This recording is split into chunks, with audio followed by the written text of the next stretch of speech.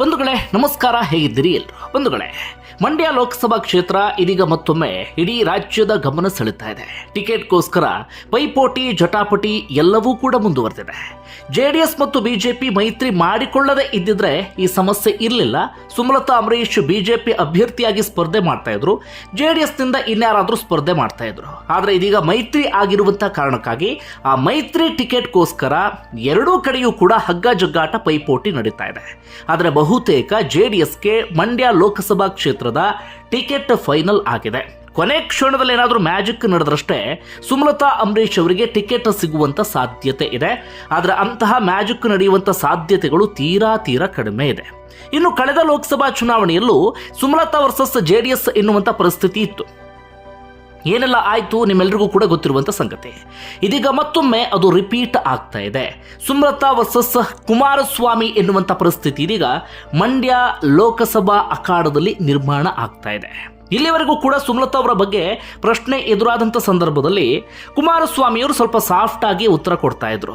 ಭೇಟಿ ಆಗ್ತೀನಿ ಎನ್ನುವಂಥ ಮಾತನ್ನು ಹೇಳ್ತಾ ಇದ್ರು, ಅಥವಾ ಅವ್ರ ಬಗ್ಗೆ ಕೋಪ ಪ್ರದರ್ಶನ ಮಾಡ್ತಿರಲಿಲ್ಲ ಅಥವಾ ಅಂಥದ್ದೇನೂ ಕೂಡ ಇರಲಿಲ್ಲ. ಆದರೆ ಇದೀಗ ಕುಮಾರಸ್ವಾಮಿ ಸುಮಲತಾ ಅವರ ಕುರಿತಾಗಿ ಪ್ರಶ್ನೆ ಎದುರಾಗ್ತಿದ್ದ ಹಾಗೆ ಸ್ವಲ್ಪ ಮಟ್ಟಿಗೆ ಸಿಡಿಮಿಡಿಗೊಂಡ್ರು. ಅವರ ಸುದ್ದಿ ನನಗೆ ಯಾಕೆ, ಅವರ ವಿಚಾರ ಕಟ್ಕೊಂಡು ನಾನೇನು ಮಾಡಲಿ ಎನ್ನುವ ರೀತಿಯಲ್ಲಿ ಕುಮಾರಸ್ವಾಮಿ ಉತ್ತರ ಕೊಟ್ಟಿದ್ದಾರೆ. ಈ ಮೂಲಕ ಮಂಡ್ಯ ಲೋಕಸಭಾ ಅಖಾಡ ಇನ್ನಷ್ಟು ರಂಗೆ ಇರ್ತಾ ಇದೆ, ಇನ್ನಷ್ಟು ಕಾವೇರ್ತಾ ಇದೆ. ಮತ್ತೊಂದು ಕಡೆಯಿಂದ ಸುಮಲತಾ ಅಂಬರೀಶ್ ಇಲ್ಲಿವರೆಗೆ ಸ್ಪರ್ಧೆಗೆ ಸಂಬಂಧಪಟ್ಟ ಹಾಗೆ ಖಚಿತವಾಗಿ ಏನು ಹೇಳ್ತಾ ಇರಲಿಲ್ಲ. ನೋಡೋಣ ಎನ್ನುವ ರೀತಿಯಲ್ಲೇ ಮಾತನ್ನು ಹೇಳ್ತಾ ಇದ್ರು. ಪರೋಕ್ಷವಾಗಿ ಸಂದೇಶವನ್ನು ರವಾನಿಸ್ತಾ ಇದ್ರು, ಮಂಡ್ಯವನ್ನು ಬಿಟ್ಟು ಹೋಗೋದಿಲ್ಲ, ಮಂಡ್ಯದಲ್ಲಿ ನಾನು ಸ್ಪರ್ಧೆ ಮಾಡ್ತೀನಿ ಅಂತ. ಆದರೆ ಇವತ್ತು ಬಹಳ ಸ್ಪಷ್ಟವಾಗಿ ಸುಮಲತಾ ಅಂಬರೀಶ್ ಹೇಳ್ತಿದ್ದಾರೆ, ಮಂಡ್ಯದ ಅಭ್ಯರ್ಥಿ ನಾನೇ, ಬಿಜೆಪಿಯಿಂದ ನಾನೇ ಸ್ಪರ್ಧೆ ಮಾಡೋದು ಎನ್ನುವಂತ ಮಾತನ್ನು ಹೇಳ್ತಿದ್ದಾರೆ. ಮತ್ತೊಂದು ಕಡೆಯಿಂದ ಜೆಡಿಎಸ್ ನಾಯಕರು ಬಹಳ ಸ್ಪಷ್ಟವಾಗಿ ಹೇಳ್ತಿದ್ದಾರೆ. CS ಪುಟ್ಟರಾಜು ಮಾತಾಡಿದ್ರು, ಮಂಡ್ಯ ಜೆಡಿಎಸ್ ಕಲ್ದೆ ಯಾರಿಗೆ ಕೊಡೋದಕ್ಕೆ ಸಾಧ್ಯ ಆಗುತ್ತೆ, ಮೊದಲ ಆದ್ಯತೆಯಲ್ಲಿಯೇ ಹಾಸನ ಮತ್ತು ಮಂಡ್ಯ ಜೆಡಿಎಸ್ಗೆ ಸಿಗುತ್ತೆ ಎನ್ನುವಂತ ಮಾತನ್ನ ಹೇಳಿದ್ರು. ಒಂದು ಕಡೆಯಿಂದ ಜೆಡಿಎಸ್ನ ಕಡೆಯಿಂದ ಪಟ್ಟು, ಮತ್ತೊಂದು ಕಡೆಯಿಂದ ಸುಮಲತಾ ಅವರ ಕಡೆಯಿಂದ ಪಟ್ಟು. ಈ ಮೂಲಕ ಮಂಡ್ಯ ಲೋಕಸಭಾ ಕ್ಷೇತ್ರದಲ್ಲಿ ಮತ್ತೊಮ್ಮೆ ಜಿದ್ದಾಜಿದ್ದನ ಪೈಪೋಟಿಯನ್ನ ನಿರೀಕ್ಷೆ ಮಾಡಬಹುದಾಗಿದೆ. ಹಾಗಾದ್ರೆ ಇವತ್ತು ಏನೆಲ್ಲ ಬೆಳವಣಿಗೆ ಆಯಿತು ಅದಕ್ಕೆ ಸಂಬಂಧಪಟ್ಟ ಗಮನಿಸ್ತಾ ಹೋಗೋಣ. ಬಂಧುಗಳು, ಇವತ್ತು ಒಂದು ಕಡೆಯಿಂದ ಸುಮಲತಾ ಅಂಬರೀಶ್ ಅವರು ಸಭೆಯನ್ನು ಕರೆದರು. ಸುಮಲತಾ ಅಂಬರೀಶ್ ಅವರಿಗೆ ಬಹಳ ಸ್ಪಷ್ಟವಾಗಿ ಕ್ಲಾರಿಟಿ ಸಿಕ್ಕಿದೆ, ಟಿಕೆಟ್ ಸಿಗೋದಿಲ್ಲ ಅಂತ ಹೇಳಿ. ಬಿಜೆಪಿ ನಾಯಕರಿಗೂ ಕೂಡ ಮಂಡ್ಯದಲ್ಲಿ ಸುಮಲತಾ ಅವರಿಗೆ ಟಿಕೆಟ್ ನೀಡುವಂತಹ ಉದ್ದೇಶ ಇತ್ತು. ಯಾಕಂದ್ರೆ ಮಂಡ್ಯದಲ್ಲಿ ಇಲ್ಲಿವರೆಗೆ ಬಿಜೆಪಿ ಸಂಸದರು ಗೆಲುವನ್ನು ಸಾಧಿಸಿಲ್ಲ. ಸುಮಲತಾ ಅಂಬರೀಶ್ ಅವರ ಮೂಲಕ ಮಂಡ್ಯದಲ್ಲಿ ಏನಾದರೂ ಗೆಲುವು ಆದರೆ ಬಿಜೆಪಿಗೆ ಬಹಳ ದೊಡ್ಡ ಮಟ್ಟಿಗೆ ಪ್ಲಸ್ ಆಗ್ತಾ ಇತ್ತು. ಅಷ್ಟು ಮಾತ್ರ ಅಲ್ಲ, ಮಂಡ್ಯದಲ್ಲಿ ಬಿಜೆಪಿಯ ಬಾವುಟವನ್ನು ಗಟ್ಟಿಯಾಗಿ ನೆಟ್ಟ ಹಾಗೆ ಆಗ್ತಾ ಇತ್ತು. ನಿಧಾನಕ್ಕೆ ಬಿಜೆಪಿನ ಚಿಗುರಿಸೋದಕ್ಕೂ ಕೂಡ ಸಾಧ್ಯತೆ ಇತ್ತು. ಈ ಕಾರಣಕ್ಕಾಗಿ ಸುಮಲತಾ ಅಂಬರೀಶ್ ಅವರಿಗೆ ಟಿಕೆಟ್ ಕೊಡುವಂತ ಮನಸ್ಸನ್ನ ಮಾಡಿದ್ರು. ಆದರೆ ಕುಮಾರಸ್ವಾಮಿ ಅವರು ಆ ಸುಳಿವು ಅರಿತು, ಅಥವಾ ಹೀಗಾಗಬಹುದು ಅನ್ನೋದು ಬಹಳ ಚೆನ್ನಾಗಿ ಗೊತ್ತಿದ್ದು, ಮತ್ತೆ ಬಿಜೆಪಿ ಹೈಕಮಾಂಡ್ ಮಟ್ಟದ ನಾಯಕರನ್ನ ಭೇಟಿಯಾಗಿ ಒತ್ತಡ ಹಾಕೋದಿಕ್ಕೆ ಶುರು ಮಾಡಿಕೊಂಡ್ರು. ಮಂಡ್ಯ ಇಲ್ಲದೆ ನಮ್ಮ ರಾಜಕೀಯವೇ ಇಲ್ಲ, ಮಂಡ್ಯದಲ್ಲೇ ನಮ್ಮ ರಾಜಕೀಯ, ಮಂಡ್ಯದಲ್ಲೇ ನಮ್ಮ ಅಸ್ಮಿತೆ, ಅಸ್ತಿತ್ವ ಎಲ್ಲವೂ ಕೂಡ ಅಂತ ಸ್ಪಷ್ಟ ಸಂದೇಶವನ್ನು ರವಾನಿಸುವಂತ ಕೆಲಸವನ್ನ ಕುಮಾರಸ್ವಾಮಿ ಮಾಡಿದ್ರು. ಇಷ್ಟೆಲ್ಲ ಆಗ್ತಾ ಇದ್ದ ಹಾಗೆ ಸುಮಲತಾ ಅಂಬರೀಶ್ ಅವರಿಗೆ ಇದೀಗ ಬಹಳ ಸ್ಪಷ್ಟವಾಗಿ ಗೊತ್ತಾಗಿದೆ, ಇನ್ನೆಷ್ಟೇ ಒತ್ತಡ ಹಾಕಿದ್ರು ಕೂಡ ಬಿಜೆಪಿ ಹೈಕಮಾಂಡ್ ಮಟ್ಟದ ನಾಯಕರು ಅಲ್ಲಿ ಟಿಕೆಟ್ ಕೊಡುವಂಥ ಸಾಧ್ಯತೆ ತೀರಾ ಕಡಿಮೆ. ಹೀಗಾಗಿ ಸುಮಲತಾ ಅಂಬರೀಶ್ ಅವರಿಗೆ ಸದ್ಯಕ್ಕೆ ಇರುವಂಥ ಆಯ್ಕೆ ಅಂದರೆ ಪಕ್ಷೇತರ ಸ್ಪರ್ಧೆ ಮಾತ್ರ. ಯಾಕಂದರೆ ಕಾಂಗ್ರೆಸ್ ಕಡೆಯೂ ಕೂಡ ಸುಮಲತಾ ಅಂಬರೀಶ್ ಆರಂಭದಲ್ಲಿ ಸ್ವಲ್ಪ ಮಟ್ಟಿಗೆ ಒಲವು ತೋರಿಸಿದ್ರು. ಅಲ್ಲಿ ಏನಾಯ್ತೋ ಗೊತ್ತಿಲ್ಲ, ಕಾಂಗ್ರೆಸ್ ಕಡೆಯಿಂದ ಸ್ಟಾರ್ ಚಂದ್ರು ಎನ್ನುವಂಥ ಅಭ್ಯರ್ಥಿಯನ್ನು ಈಗಾಗಲೇ ಘೋಷಣೆ ಮಾಡಲಾಗಿದೆ. ಅಧಿಕೃತವಾಗಿ ಘೋಷಣೆ ಆಗದೇ ಇದ್ರೂ ಕೂಡ ಹೆಚ್ಚು ಕಡಿಮೆ ಘೋಷಣೆ ಆದ ರೀತಿಯಲ್ಲಿ ಆಗಿ ಹೋಗಿದೆ. ಹೀಗಾಗಿ ಕಾಂಗ್ರೆಸ್ನಿಂದ ಅಭ್ಯರ್ಥಿ ಒಬ್ಬರು ಇದ್ದಾರೆ. ಸುಮಲತಾ ಅಂಬರೀಶ್ ಕಾಂಗ್ರೆಸ್ ಕಡೆಗಂತೂ ಹೋಗಲ್ಲ. ಇನ್ನು ಬಿಜೆಪಿ ಅಥವಾ ಮೈತ್ರಿ ಟಿಕೆಟ್ ಸಿಗದಿದ್ದಂಥ ಸಂದರ್ಭದಲ್ಲಿ ಸುಮಲತಾ ಅಂಬರೀಶ್ ಅವರಿಗೆ ಇರುವಂಥ ಆಯ್ಕೆ ಅಂದರೆ ಅದು ಪಕ್ಷೇತರವಾಗಿ ಸ್ಪರ್ಧೆ ಮಾಡೋದು.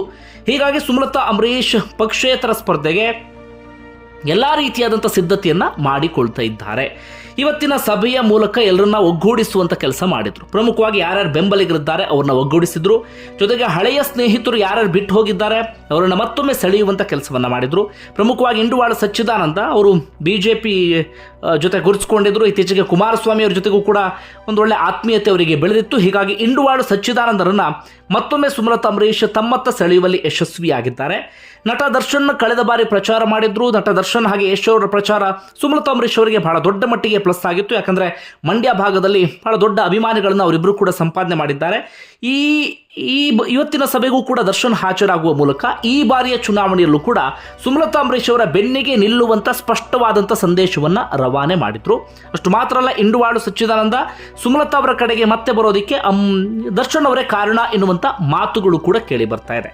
ಒಟ್ಟಾರೆಯಾಗಿ ಸುಮಲತಾ ಅಂಬರೀಶ್ ಇವತ್ತಿನ ಸಭೆಯ ಮೂಲಕ ಮತ್ತೊಮ್ಮೆ ಬಿಜೆಪಿ ನಾಯಕರಿಗೆ ಒತ್ತಡ ಹಾಕುವಂಥ ಕೆಲಸವನ್ನು ಮಾಡಿದ್ರು.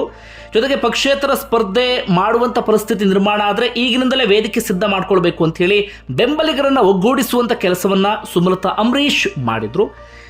ಈ ಮೂಲಕ ಸುಮಲತಾ ಅಂಬರೀಶ್ ಅವರು ಬಹಳ ಸ್ಪಷ್ಟವಾದಂಥ ಸಂದೇಶವನ್ನು ಯಾರ್ಯಾರಿಗೆ ರವಾನೆ ಮಾಡಬೇಕಿತ್ತೋ ಅವರೆಲ್ಲರಿಗೂ ಕೂಡ ರವಾನೆ ಮಾಡಿ ಆಗಿದೆ.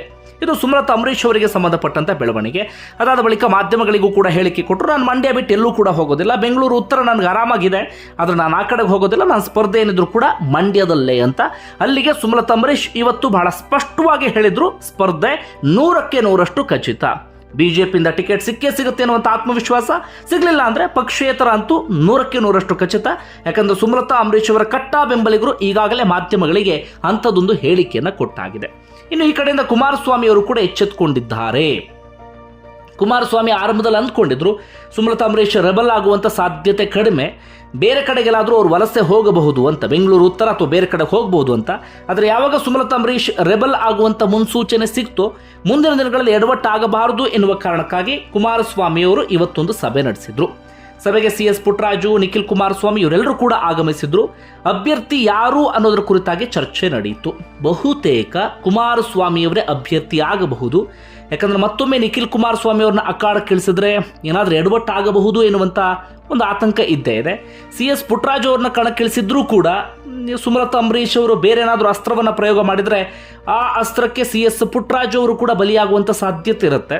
ಕುಮಾರಸ್ವಾಮಿಯವರೇ ಅಖಾಡಕ್ಕೆ ಇಳಿದ್ರೆ ಆ ಕ್ಷೇತ್ರ ಬಹಳ ಸುಲಭವಾಗಿ JDSಗೆ ದಕ್ಕುವಂಥ ಸಾಧ್ಯತೆಯೂ ಕೂಡ ಇರುತ್ತೆ. ಹೀಗಾಗಿ ಕುಮಾರಸ್ವಾಮಿಯವರೇ ಸ್ಪರ್ಧೆ ಮಾಡುವಂಥ ಸಾಧ್ಯತೆ ಇದೆ. ಆ ಕುರಿತಾಗಿ JDS ಕೂಡ ಇವತ್ತು ಸಭೆ ನಡೆಸಿತು. ಒಟ್ಟಾರೆಯಾಗಿ ಈ ಬಾರಿ ಮಂಡ್ಯ ಲೋಕಸಭಾ ಕ್ಷೇತ್ರ ರಂಗೇರಲಿದೆ. ಒಂದು ಕಡೆ ಪಕ್ಷೇತರ ಸುಮಲತಾ, ಮೈತ್ರಿ ಅಭ್ಯರ್ಥಿಯಾಗಿ ಕುಮಾರಸ್ವಾಮಿ, ಬಿಜೆಪಿ ಪ್ಲಸ್ JDS ಮೈತ್ರಿ ಅಭ್ಯರ್ಥಿಯಾಗಿ ಕುಮಾರಸ್ವಾಮಿ, ಕಾಂಗ್ರೆಸ್ನ ಕಡೆಯಿಂದ ಸ್ಟಾರ್ ಚಂದ್ರು. ಹೀಗಾಗಿ ತ್ರಿಕೋನ ಸ್ಪರ್ಧೆ ಒಂದು ರೀತಿಯಲ್ಲಿ ಬಹಳ ಕುತೂಹಲ ಮೂಡಿಸ್ತಾ ಇದೆ. ಈ ಹಿಂದೆ ಒಂದಷ್ಟು ವಿಶ್ಲೇಷಣೆ ಮಾಡಬಹುದಿತ್ತು, ಇಂಥವರೇ ಗೆಲ್ಲಬಹುದು ಅಂಥೇಳಿ. ಆದರೆ ಈ ಬಾರಿ ಸ್ವಲ್ಪ ಆ ವಿಶ್ಲೇಷಣೆ ಕಷ್ಟ ಆಗುತ್ತೆ. ಸುಮಲತಾ ಅಂಬರೀಶ್ ಅವರ ಸ್ಪರ್ಧೆಯಿಂದ ಸುಮಲತಾ ಅಂಬರೀಶ್ ಅವರಿಗೆ ಲಾಭ ಆಗುತ್ತಾ ಅಥವಾ ಅವರಿಬ್ಬರಲ್ಲಿ ಯಾರಿಗಾದ್ರೊಬ್ಬರಿಗೆ ಲಾಭ ಆಗುತ್ತಾ ಗೊತ್ತಿಲ್ಲ. ಒಟ್ಟಾರೆಯಾಗಿ ಕಾದು ನೋಡಬೇಕಾಗಿದೆ ಮಂಡ್ಯ ಲೋಕಸಭಾ ಕಣ ಈ ಬಾರಿ ಏನಾಗುತ್ತೆ ಅಂತ. ನಿಮ್ಗೇನು ಅನಿಸುತ್ತೆ ಕಮೆಂಟ್ ಬಾಕ್ಸಲ್ಲಿ ಮೆನ್ಷನ್ ಮಾಡಿ. Thank you.